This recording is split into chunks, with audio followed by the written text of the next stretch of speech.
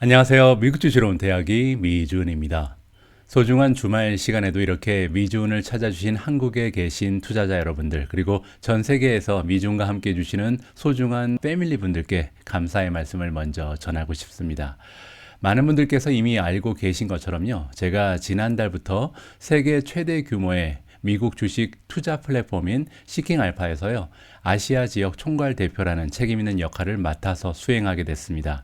그래서 앞으로 한국 지역을 필두로 시킹알파라는 미국 주식 전문 플랫폼을 아시아 지역에 적극적으로 홍보하고요, 멤버 수를 증가시키는 역할을 할 뿐만 아니라 미국 주식 전문 플랫폼으로는 최초로 여러분들께서 가지고 계신 불편을 좀 덜어드리고, 그리고 여러 가지 편의를 제공하기 위해서 고객 선택까지 운영하고 있습니다. 그뿐만 아니라 시킹알파의 구독자분들께서 시킹알파의 웹사이트나 애플리케이션에서 제공하는 수많은 기능들을요, 좀 더 적극적이고 그리고 효율적으로 사용하실 수 있도록 앞으로 제가 운영하고 있는 미주은 유튜브 채널은 물론이고요, 다양한 루트와 방식을 통해서 시킹알파 사용 방법에 대한 교육 컨텐츠도 지속적으로 제공해 드릴 예정입니다. 이제는 정말 우리와 같은 개인 투자자들도요, 전문 투자 기관의 전문가들과 어깨를 나란히 하고 같은 정보력을 확보하고요, 데이터에 입각한 투자 결정을 할 수 있는 이런 세상이 다가온 것 같아서 너무나 기쁜 마음입니다. 그리고 또한 이러한 역사적인 진화 과정에 제가 작은아마 참여를 하고 있다는 생각에 흥분감까지 느껴지는 요즘입니다. 제가 지난달 시킹알파 아시아 총괄 대표로 임명되자마자요, 사실 시킹알파 CEO인 데이빗 잭슨에게 미주은 출연 요청을 했습니다. 그리고 그분이 아주 쿨하게 바로 승낙을 해주셨는데요. 여러분들 알고 계신 것처럼 그동안 제가 코비드로 좀 고생을 해서 그동안 계속 이 인터뷰가 미뤄졌었거든요. 자, 그러다가 지난주에 드디어 고대하던 인터뷰를 진행할 수 있게 되었고, 그동안 오미준님과 자막 작업 열심히 해서요, 이번 주말 여러분들께 이 인터뷰 영상을 공유해 드릴 수 있게 됐습니다. 자, 그럼 기쁜 마음으로 전해드리는 시킹알파 CEO와의 인터뷰 영상 바로 시작합니다. Hi David, how are you? I'm great, thank you, Charles. Thank you for having me back. It's a real pleasure. No, actually, it is a huge pleasure of mine. I have to say I'm so pleased and excited to have you on my channel again. Thank you very much for taking your valuable time to join us today. I really appreciate it. Well, thank you. How's everything there? I know that you are living and staying in Israel. Is everything normal, in order? Things are good here. COVID is receding a bit, although there's a lot of Omicron cases. Our biggest concern is Ukraine and what's happening in Ukraine. Seeking Alpha has got a fairly large number of developers in Ukraine who are part of the company, and they're going through a really hard time, and so we're very concerned about them. Yeah, sure, of course. I read the article you wrote the other day and posted in your website, and I introduced that article to my audience. I believe that article was very relevant, timely, and also quite the moving. Yeah, so I can see that you are a CEO who has not only a brilliant brain but also warm heart. Yeah. Oh, well, thank you. Thank you. That's a really kind thing to say. Thank you. Thank you. It has been more than a year since you visited my channel for the last time. So I believe there are many new subscribers who have not watched our last videos. Please, can you kindly introduce yourself to the audience? Yeah, absolutely. My name is David Jackson. I'm the founder of Seeking Alpha, which is probably the biggest platform on the internet for analysis of individual stocks, mainly focused on stocks that trade in the US. Although not just stocks, we also cover crypto and we also cover ETFs and other areas like that. And my full-time job is building Seeking Alpha and thinking about what great things we can do for our customers, which is really what drives the company. Mm-hmm, mm-hmm. How long have you been leading this amazing company? Gosh, quite a long time. I founded it in 2005. Wow. So it's been quite a long time. But the company has really taken off, I would say, in the last 3 or 4 years. Yes. Fantastic. This time, please, can you introduce Seeking Alpha itself to the audience and let us know about your company mission and services you are providing? Yeah, absolutely. The Seeking Alpha's mission is to help individual investors make better investing decisions, to be better investors. And when I started Seeking Alpha, a lot of the investment advice industry, like a lot of the newsletter, in a kind of condescending way, it was, we're the gurus, we know what we're doing, and you don't know what you're doing. And therefore, you should just listen to us, and we will tell you what to do. So, each month we'll tell you what stocks to buy, and you shouldn't ask too many questions. You should just do what we recommend you do. And the mission of Seeking Alpha is to give investors tools so that investors become better investors themselves, so that they're really empowered. And I think that part of the reason why I care about that so much, and as a company we care about that so much, is because investing is about more than just your investing returns, meaning how well you do. Investing makes a difference to people's education and how empowered they feel and how much they feel they're in control of their life. And so if you can help people to be more capable and to feel more in control, and to feel that they're the ones who are driving their success, but that you're giving them the tools and the know-how and the information to do that, it not only helps people to be more successful investors, but it helps people to feel much better about themselves as people and to be more fulfilled in their lives and their own development. Yeah, absolutely. I strongly agree with your mission statement of the company. I'm not sure if you remember, the name of my channel is 미국주식으로 은퇴하기. If you translate it, it becomes let's retire from the stock investment in US. And many people misunderstand the meaning of the title.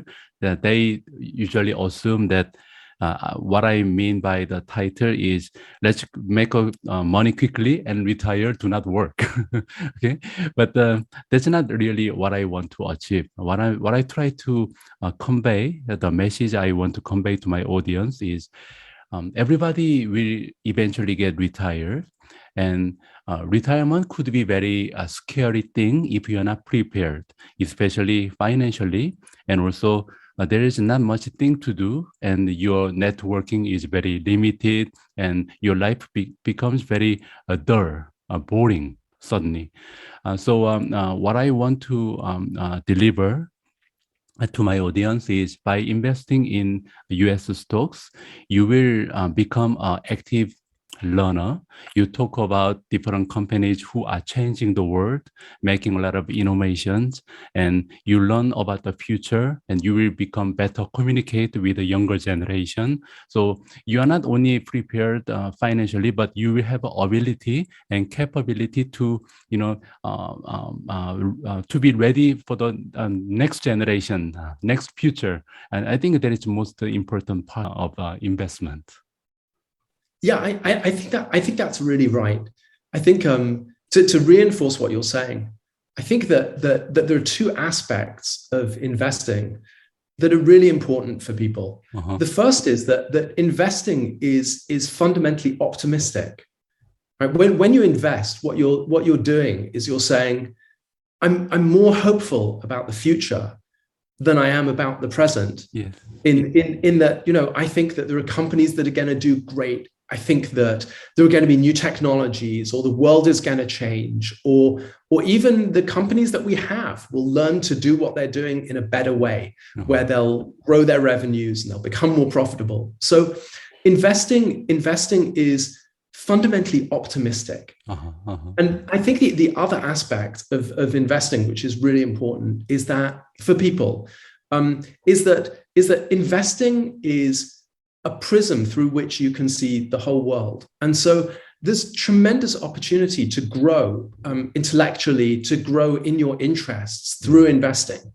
And you can find parts of the market that particularly interest you. So, if you're interested in, let's say, the problems about global warming, then you can learn about electric vehicles and solar energy and nuclear energy and all the different aspects of that, including carbon pricing, right?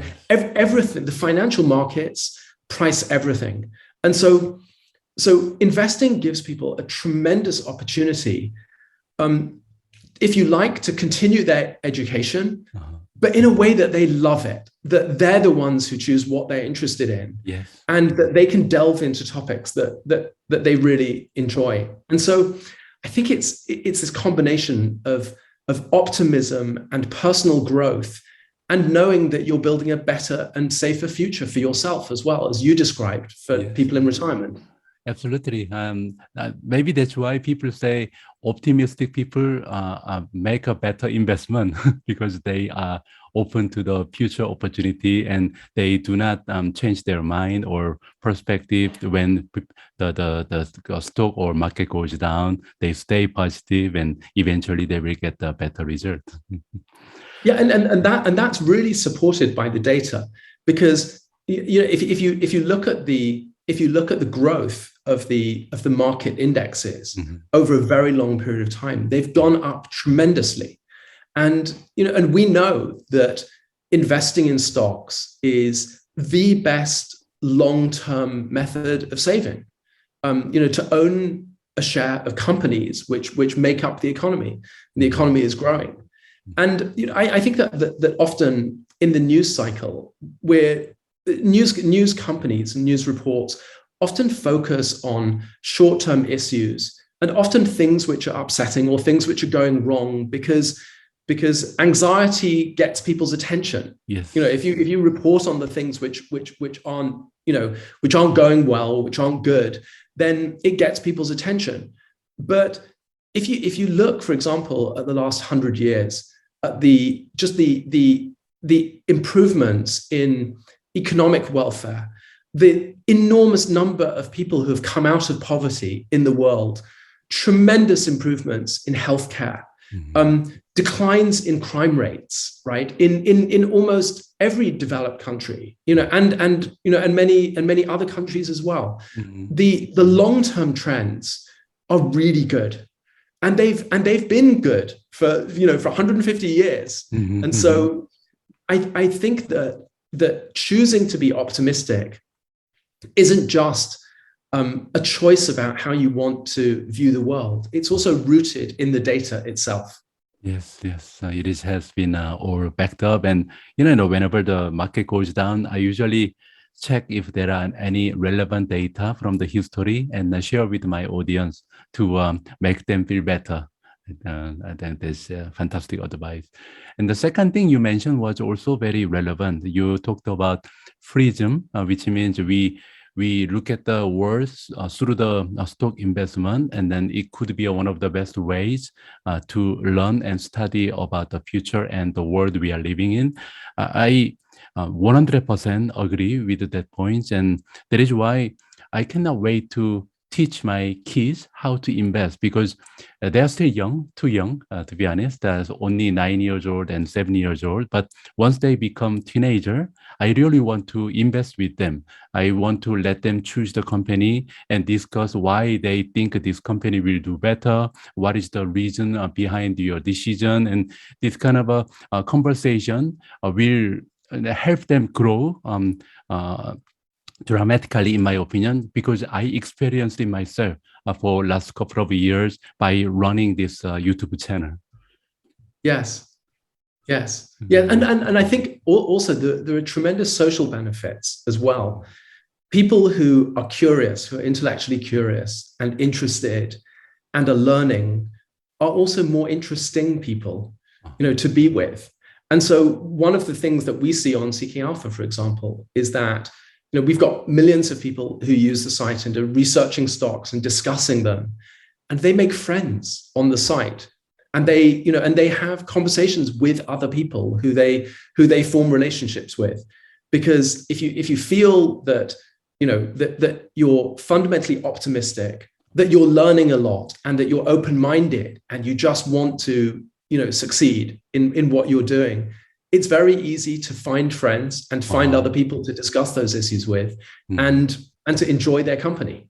Of course, yes. So that means now 시킹알파 is becoming a platform, right? So that leads to my next question. If you don't mind, I want to talk about me this time.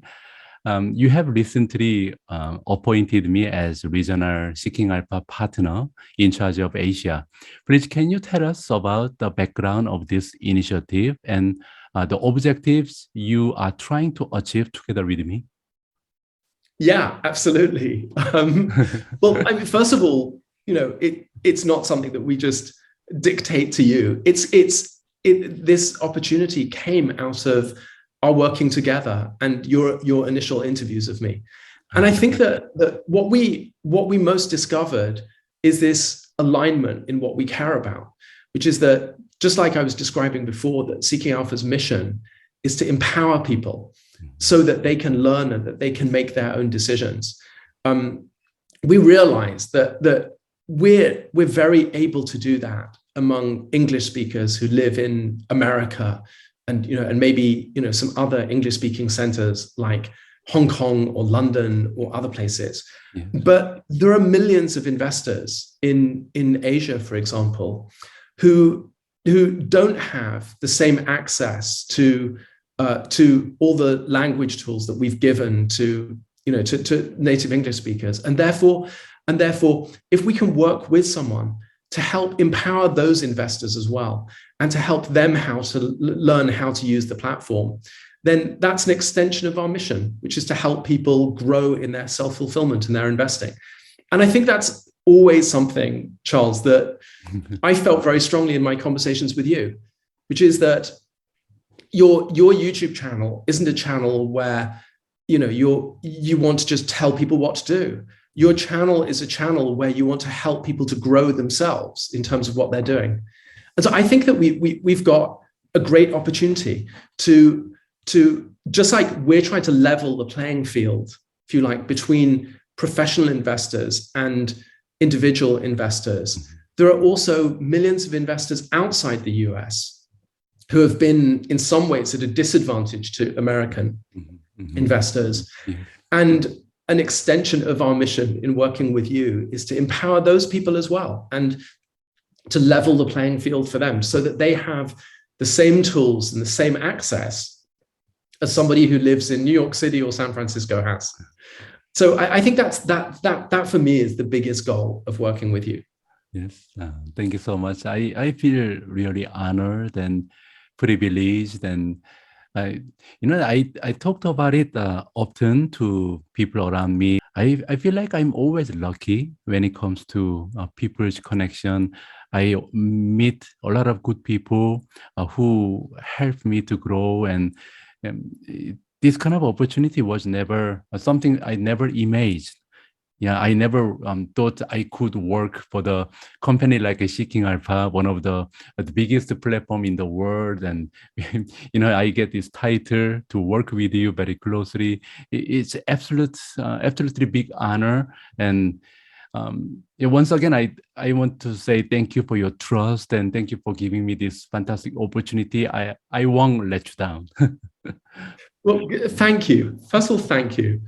I have a couple of comments about that. First of all, good people attract opportunities. They attract people, who also share their vision and what they want to do.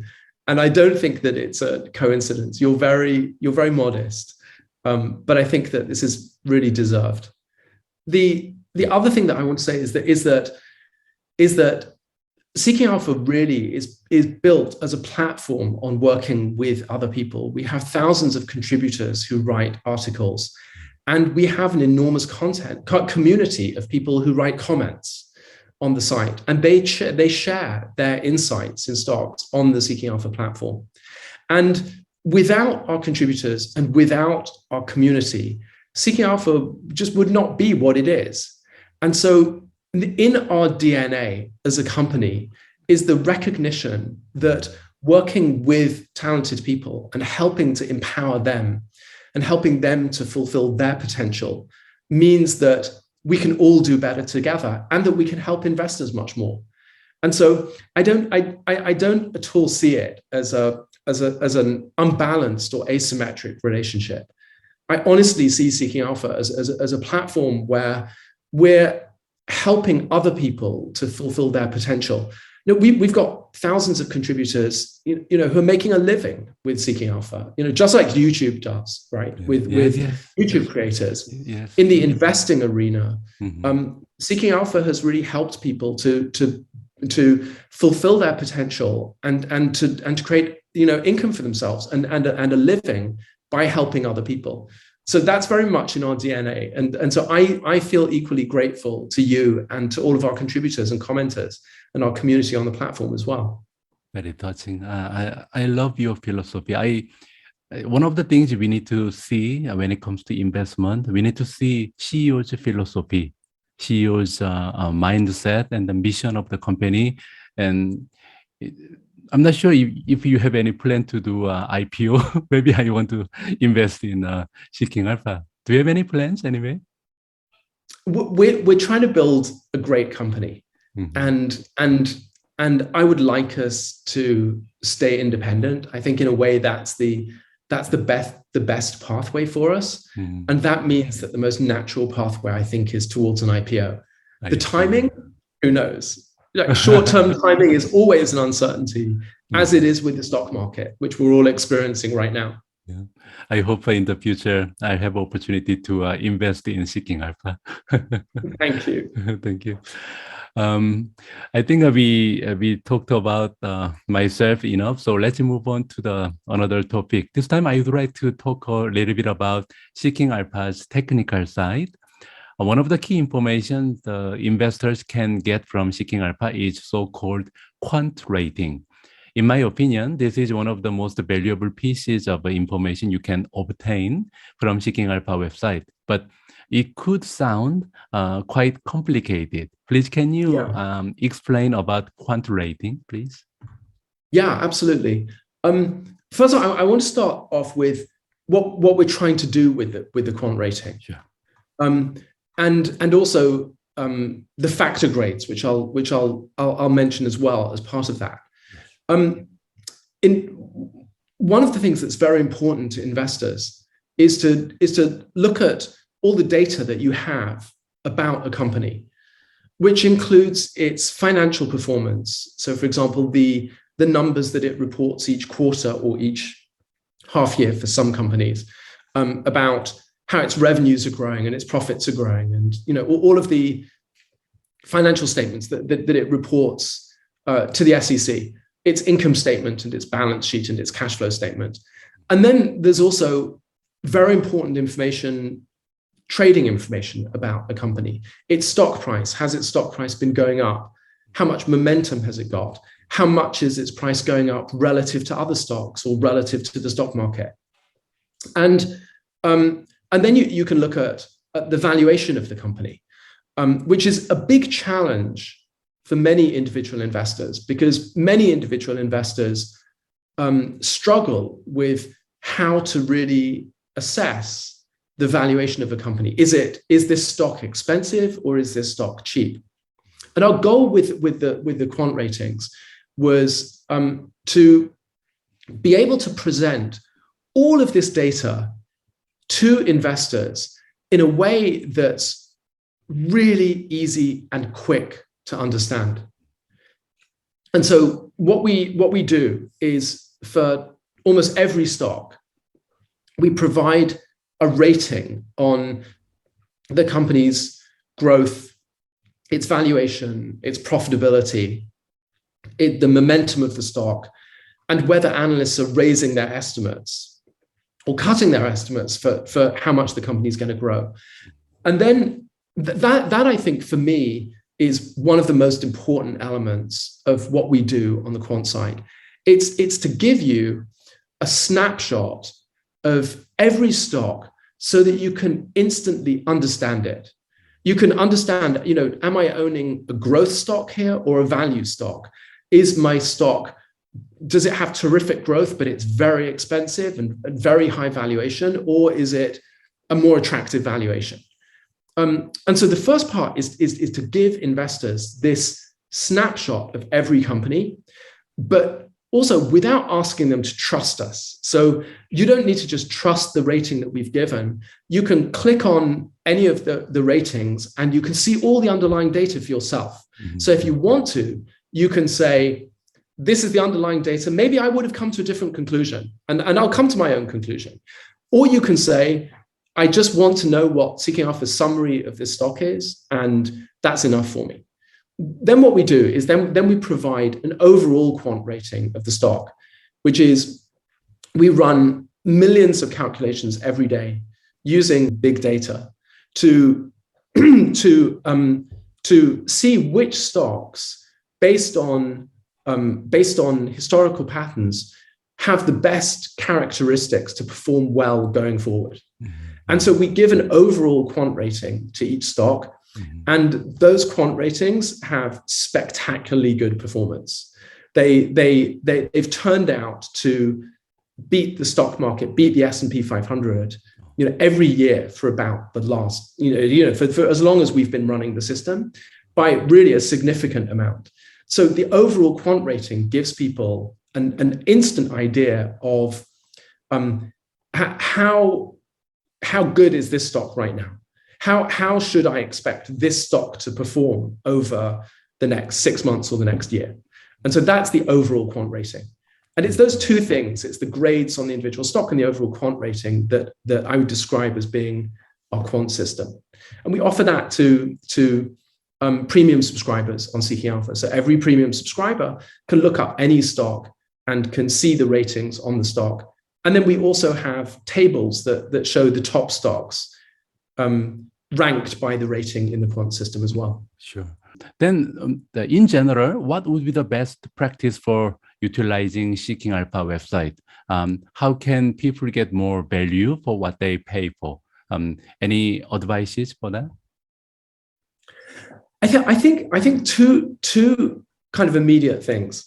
The first thing is, whatever stocks you own, make sure that you've set up a portfolio on Seeking Alpha, and that you put those stocks in your portfolio on Seeking Alpha. Mm-hmm. And we will immediately tell you if you have any stocks which are rated as a sell or a strong sell, right, in the stocks that you own. Yeah. And if we do, I think it's worth taking that quite seriously, and looking at why those stocks are rated sell or strong sell. I also think that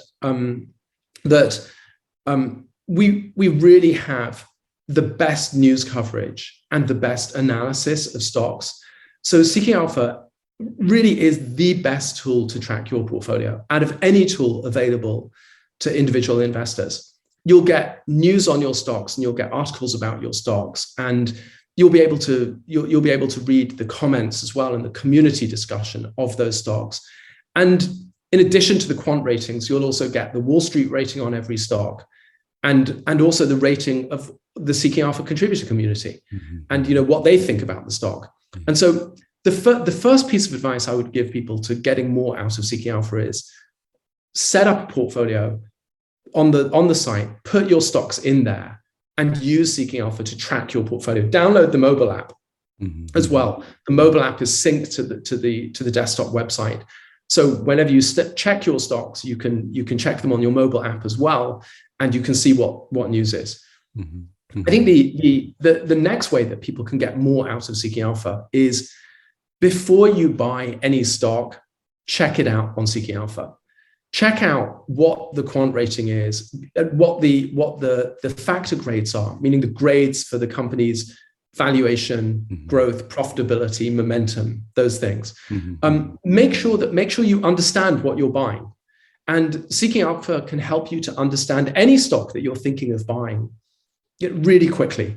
Mm-hmm. And then if you want to dig deeper, you can read contributor articles as well. So I think those are the those are the most important two ways to start to get going with Seeking Alpha. Mm-hmm. If you're looking to buy stocks, we have a list of the top rated stocks where we look at the stocks which have the top ratings, not just in our quant system, but also by our contributors and also by Wall Street. Mm-hmm. And we publish for Seeking Alpha Premium subscribers a list of those stocks, which are the top rated stocks. Uh-huh.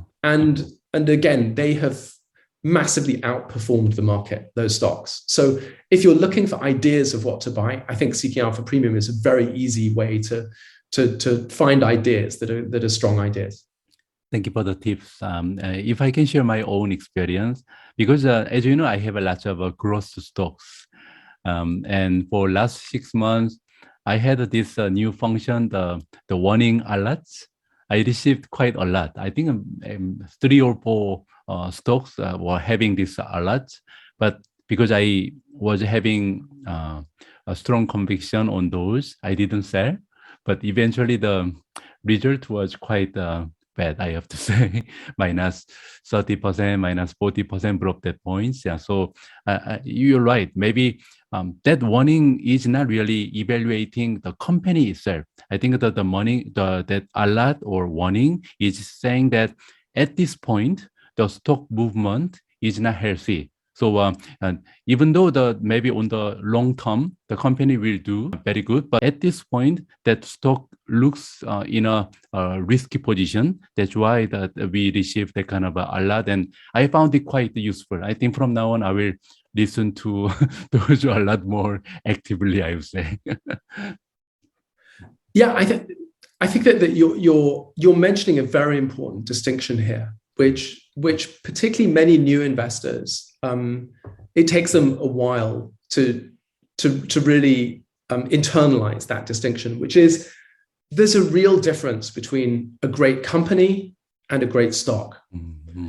Because you can have great companies, but where the stock is so overvalued that the stock will not perform well because it will take years and years for the company to grow into the valuation which the stock is trading at. Mm-hmm. And similarly, you can have companies that are great companies and great stocks because they're trading at a reasonable valuation. I think that one of the things that we've seen this year, in January and February, in the sell-off in tech stocks, is that when you have companies with very, very high valuations, where their momentum breaks, they have a very long way to fall.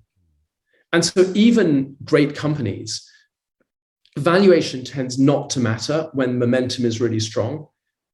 But once momentum stalls, the stocks which are most highly valued or overvalued are really at risk because they can fall a lot more than other stocks. And I think that this is a big challenge for many individual investors because I think I mentioned this earlier, in this discussion, that valuation is, I think, one of the hardest areas for individual investors, which is how do I really assess the valuation, let's say, of a growth company where I'm expecting the company to grow a lot over the next 5 years. Mm-hmm. And so I expect the valuation to be high. But, how high is high? And how high is absurd? This is crazy. This is, this isn't going to grow into this. Exactly. And I think that's one of the areas where our quant ratings and the warnings that we provide people on portfolios are really valuable because you can check any stock and, you can see if it's got a C grade, let's say, or, a B minus for valuation. And you can say, okay, it's not the cheapest valuation in the world, but that's okay. I can live with that. But then there are going to be some stocks which have got like an F for valuation or a D minus for valuation.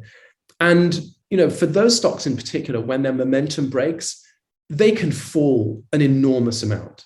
And I just want to add that I think this is one of the things that investors have really got to look out for right now, which is it's very easy to become anchored. One of the psychological factors that investors need to grapple with their own investing is that when you buy a stock and when you like a company, you can often become kind of anchored by that company. You convince yourself that everything's really great. And similarly, we can become anchored in stock prices. So we can say, I bought this stock when it was $130 and now it's at 60. So surely I should buy it now. That's not always true, because what we've seen, I think, is that with momentum breaking for a lot of technology stocks, there are stocks which are now good value and stocks which are becoming attractive. But there are other stocks that still have a lot further to fall because their valuation is actually still very high. And maybe their growth rate has stalled, or they don't have profitability and the market is much less favorable towards stocks that aren't really profitable right now. And so I think that particularly now there's investors are kind of faced with this opportunity, which is tech stocks have sold off a lot. There are undoubtedly some stocks that are becoming much more attractive. But we're also in an environment where there were stocks that were crazy expensive that now are just very expensive, and yet their momentum has broken and they still have further to fall, I think. So the question for investors is, how am I going to find which one is which? And to do that, you need to get some sense of what the company's valuation is and what the company's growth is relative to other tech stocks and other stocks in the market. And that's what the ratings do for you in the factor grades that I mentioned. They just give you that snapshot of companies so that you don't jump in and buy something just because it's fallen 30%. Because, when things have fallen 30%, they can fall another 20%. We've seen that. I see. So what is your advice for the investors who are heavily investing in growth stocks or tech stocks? Should they, even though it is gone down quite dramatically, should they still sell if it is still not having a good quant rating or still in a very high valuation? 여러분들 조금은 아쉽겠지만요. 오늘은 여기까지입니다. 데이빗 잭슨과의 인터뷰 영상 일부 마지막까지 함께해 주신 모든 분들께 감사의 말씀을 드립니다. 그런데 사실요. 이번 인터뷰의 하이라이트는 2부에 나옵니다. 2부 내용이 너무나 좋아서요. 제가 일부러 좀 짧은 영상으로 편집을 했고요. 내일 일요일 한국 시간으로 12시 정오에 공유해 드릴 수 있도록 하겠습니다. 내일 방송드리는 2부에서는요. 현재 미국 주식시장의 상황과 연관해서 우리 투자자들이 과연 어떠한 전략과 마인드를 가지고 주식 투자를 이끌어 나가야 할지 아주 실질적인 조언을 들어볼 수 있을 것 같습니다. 데이빗과의 인터뷰 2부 영상 많이 기대해 주셔도 좋을 것 같습니다. 우리 모두가 미국 주식 투자로 은퇴하는 그날까지 다 함께 화이팅입니다. 행복한 하루 되세요. 감사합니다.